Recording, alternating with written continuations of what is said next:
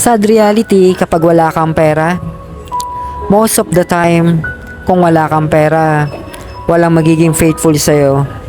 Not your family, nor your friends. Kahit sa gobyerno, huyo ka. Mamahalin ka kapag nakakapanglibre ka.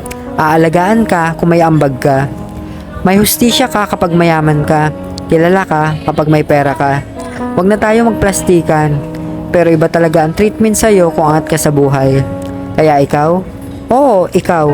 Sikapin mo magkaroon sa buhay. Huwag mong aksayahin yung lakas at oras mo na meron ka pa para kumayod. Para di mo maranasang umiyak sa sulok.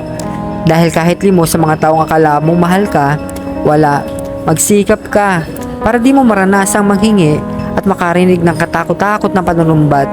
Kailangan mo maging handa para pag dumating yung panahon, may laban ka. May aasahan ka dahil alam nyo, majority ng taong nakapaligid sa'yo, dumedepende sa kung ano ang natinapos o narating mo sa buhay. Ilan lang dyan ang kaya kang yakapin kahit wala naman pera ang bulsa mo. Ilan lang dyan ang sasamahan ka sa panahon na walang wala ka. Real talk, minsan kahit may pinag-aralan ka pa, pag pera ang nawala sa'yo, hindi ka pa rin nila kilala.